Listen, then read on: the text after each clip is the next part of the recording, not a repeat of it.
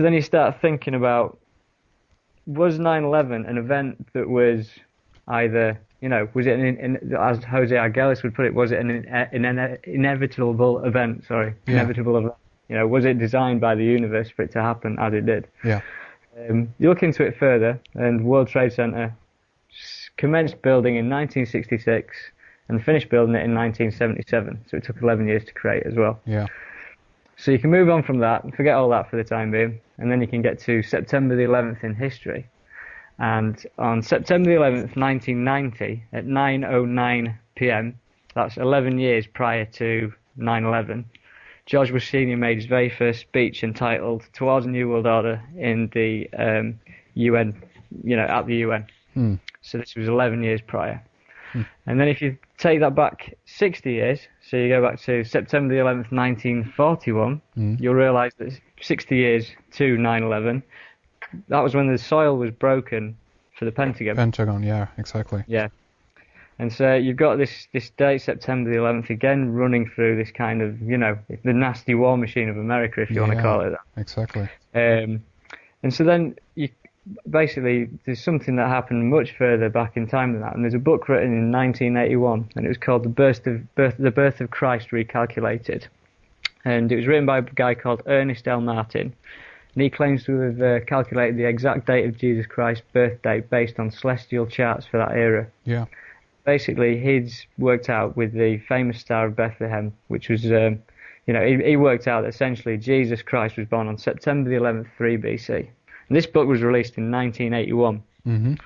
So, we've got another date there. And I think that is, sorry to interrupt there, but I think that's actually a key area to why we potentially are seeing so many things oriented around the 9 and the 11 September. Yeah. Definitely. Yeah. Definitely. I mean, when it comes into other significant events, for instance, when you think about America and NASA and stuff, the very first shuttle that got to the moon was Apollo 11. Yeah, there you go. And then, for instance, in Great Britain, I'm sure I think it's celebrated around the world actually, but on the 11th hour of the 11th day of the 11th month, we celebrate Remembrance Day, in which we honour our war dead, but it's on an 11/11, and it's basically the Queen and a load of other people taking poppies to a cenotaph, which is an obelisk essentially. Yeah.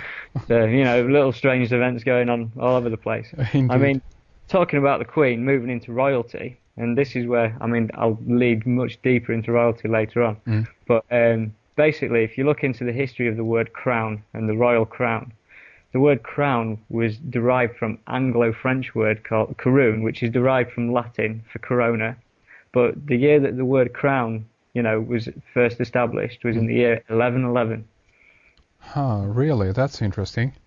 Right. So, wow. You can't just say that these are coincidences. All of these things that are kind of connected up. And I get to a point where, at first I thought there were coincidences, but then you think, what is this thing called chance? Yeah. What is it? Indeed. So anyhow, that's the groundwork for 11. And then this is where I'd started seeing this time code 1111 on clocks and stuff, and this is when I started getting this flood of information. I don't know where I've been receiving it from, but I've been receiving it from somewhere recently. I don't know what it's all about, to be honest. But basically, sorry. No. I just wanted to say it's interesting, and to some extent, I think that this is in a way information that wants to get out. I think it's kind of a self-containing awareness within itself, meaning that it is trying to reach out and teach us how things are interconnected. And I think that numerology and so-called coincidence or meaningful coincidence, synchronicity, is a perfect way to demonstrate to us that everything is interconnected. And I think that there are so many levels to all of this. So what we're beginning to discover are some of the most, in a way, actually obvious and very clear signs of this. But I would imagine that this is something that actually runs throughout exactly everything, if you have, basically the amount of time to study something or look at it in close enough detail. Exactly, I mean, the thing with all the 11s for me is essentially, I come from the viewpoint, I believe in a mind before matter universe. Yeah. Everything stems from consciousness. Consciousness precipitates matter, not the other way around, as scientists would have you believe it. Yeah. And I mean, the way that I can, kind of prove that to myself and hopefully to others is that, I mean, I don't mean to be crude about this, but when, for instance, a man is sleeping and he has an orgasm in the middle of the night, right? The process that has created that is not any physical action. It's all stemmed from thought. Yeah. And so if you think about that, then obviously that thought has then created the ability to create life. That's if right. you understand where I'm coming from. Oh, And yeah, so, definitely. Exactly. It's a very good point. That for me is the proof that everything is a mind before matter universe. You can create life with thought. Yeah. And, so that means that everything that you're looking at essentially is consciousness. And that's my way of that's where I come from with a lot of this.